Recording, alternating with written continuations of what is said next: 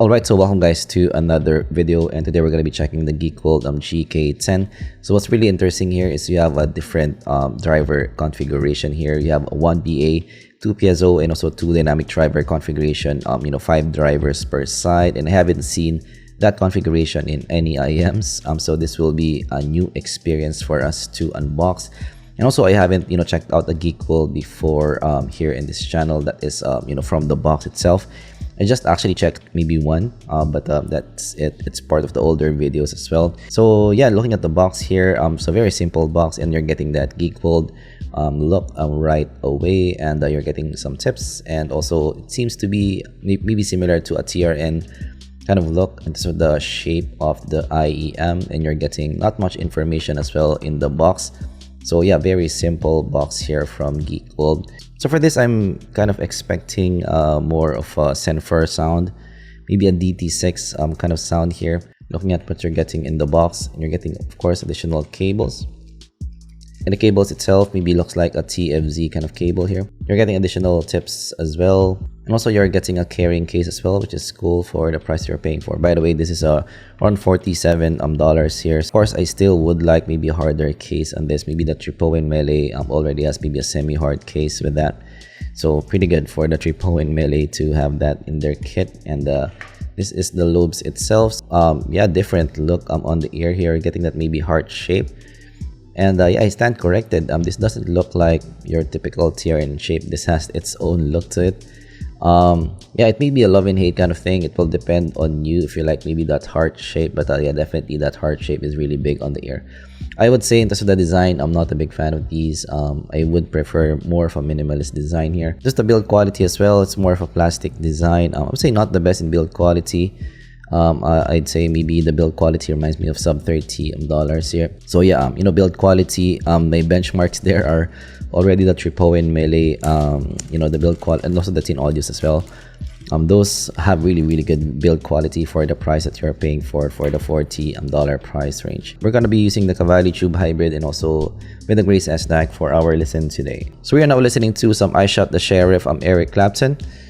And first impressions, this is more of a U type of shape on the ear, and a bright U as well at that. So slightly elevated top here in this regard. And yeah, the mids is recessed in the mix of the vocals. The positioning is recessed in the mix here. This is more of a fun listen as well, more of a V-shaped sound on the ear. So yeah, it's quite fun to listen to. Maybe sound impressions reminds me a lot of maybe a TRN or KZ type listen to the ear. So that's a lot of extension on top here. So now listening to some I Shot the Sheriff. So the cymbals there at the top is really extended, has some shimmer, has some sparkle on top. So the extension on top here is maybe more of a monitor type of extension on top. And because of that, piezo presentation, lots of micro detail as well when you're listening to some guitar tracks maybe. But one downside is this has some thinness on top for me. So here in I Shot the Sheriff, the cymbals for me is a bit too thin for my liking. So we might see some peaks on top here when we measure it later. So yeah, I would say this with the timbre on top, not my favorite implementation here. Let's try some September, Earth, Wind, and Fire. Actually, in terms of the vocals is more of a bright vocal presentation, quite clear in the mix. So I would say the mids, even if it's recessed in the mix, the vocal presentation is pretty good here. It's more in the clean side of presentation. This is not going to be your thick, smooth type vocals on the mix. It's more of a clean presentation, so separation is quite good in the mids here. Also the layering as well, pretty good in the presentation in the mids. But yeah, for me personally, it's a bit thin for my liking and also a bit too recessed for my liking. But I would say in terms of the mids, it's better in presentation compared to the highs. Let's try some That's What I Like of Bruno Mars. So looking at the bass here, this is more of a fun, type of bass. Again, dynamic driver presentation. And you're getting a bit of boom here at the bottom. So this is not a bass head spare by any means. But because of that little boom at the bottom, so, the bass is still quite prominent and also big in the mix as well.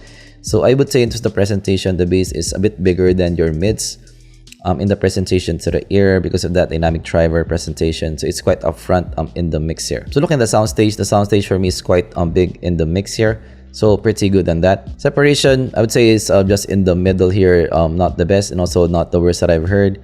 So because of that dynamic driver presentation, it smooths out some parts of the spectrum, but because of that clean presentation on top, you're getting a bit clean mids and top here. So kind of a mixture here.